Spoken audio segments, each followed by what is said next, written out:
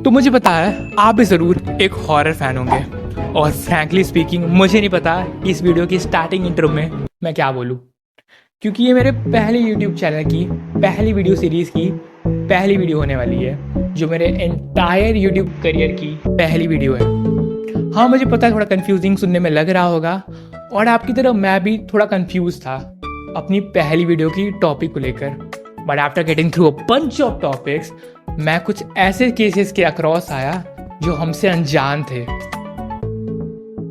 But tension मत लो यार, वो अनजान थे बट अब नहीं रहेंगे, क्योंकि ये सीरीज इस पर ही तो बनी है।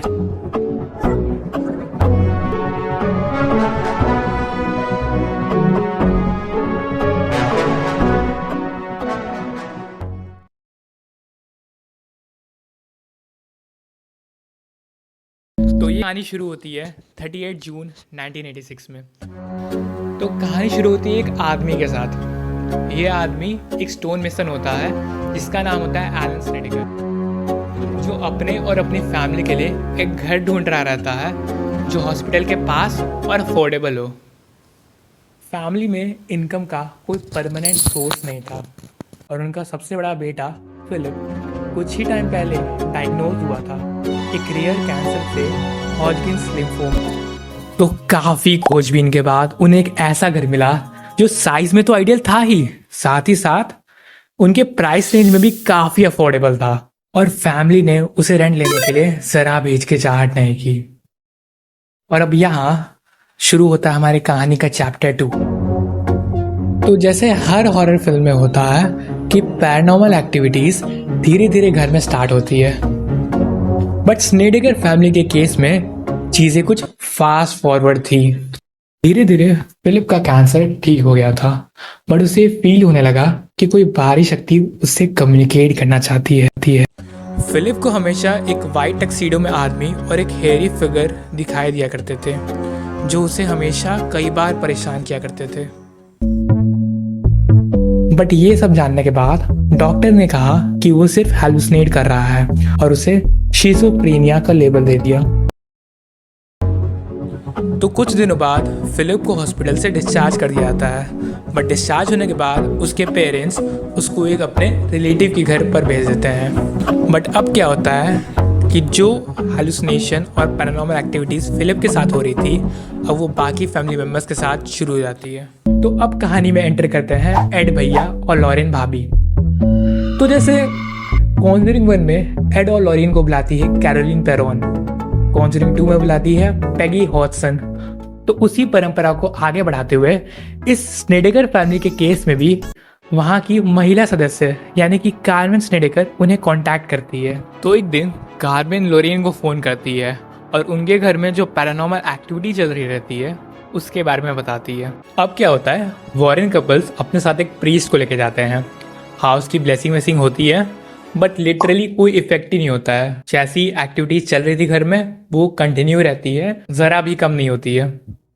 तो पता ये चलता है ये घर पहले एक फनरल होम हुआ करता था, बट ये फैक्ट भी सफिशिएंट नहीं था कि इस घर में जितनी भी डार्क पैरानॉर्मल एक्टिविटीज चल रही है उसको जस्टिफाई करने के लिए, क्योंकि घर में चीज़ें सीरियस बहुत हो रही थी।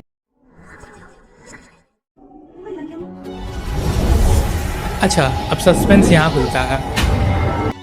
माना जाता है कि जो टक्सीडो में आदमी था वो वही वर्कर था जो नेक्रोफिलिया और सैटेनिक रिचुअल्स जैसी चीज़ों में इन्वॉल्व था, और उसके साथ जो हेयरी फिगर था वो जस्ट एक पैसिव स्पिरिट थी। तो चीज़ें यहाँ ख़त्म नहीं हुई, बल्कि चीज़ें यहाँ शुरू हुई थी। तो अब फाइनली बात पहुंची एक्सोर्सिज्म पर। तो एड और लॉरेन ने बिशप ऑफ हार्टफोर्ड को बोला और 2 प्रीस्ट भेजे गए। ब्लेसिंग के बाद एक मास भी कंडक्ट हुआ था, वो भी घर के अंदर, पूरा होली रिचुअल फुल सीरियसनेस के साथ। और होता क्या है कि जब मास हो ही रहा था तो मास के बीच में एड वॉरेन को माइल्ड हार्ट अटैक आता है। ठीक, तो जैसा हमें पता है लॉरेन काफ़ी चीज़ें सेंस कर जाती थी, जैसा हमें कॉन्जरिंग 2 के एक सीन में भी दिखाया है कि उसे पता चल जाता है कि उसके पति एड की जान खतरे में होती है। और जब एड को हार्ट अटैक आता है तो उसे ये महसूस होता है कि जो डीमंस होते हैं वो एक काइंड ऑफ पनिशमेंट देते हैं उन दोनों को फॉर दी एक्सॉर्सिज्म।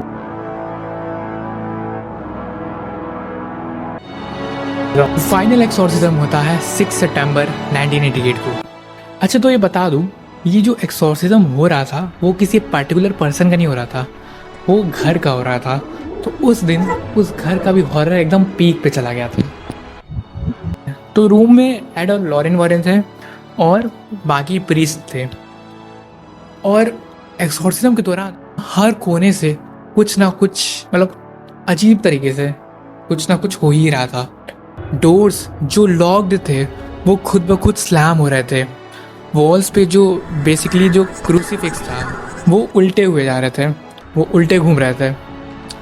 और उसी एक्सॉर्सिज्म के दौरान जो एक फैमिली मेम्बर होता है उसके चेस्ट में ट्रीडेंट शेप का स्क्रैचेस निकलने लगे। एक पॉइंट पे तो रूम का टेम्परेचर इतना ड्रॉप हो गया जैसे अंदर फ्रीज़र ऑन हो गया हो।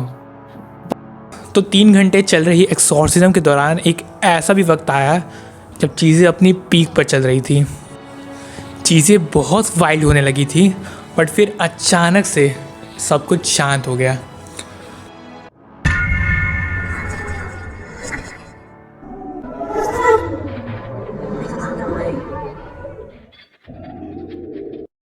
थैंक यू सो मच यार वीडियो यहाँ तक देखने के लिए, और लगे हाथ तो लाइक एंड सब्सक्राइब भी मार ही दो।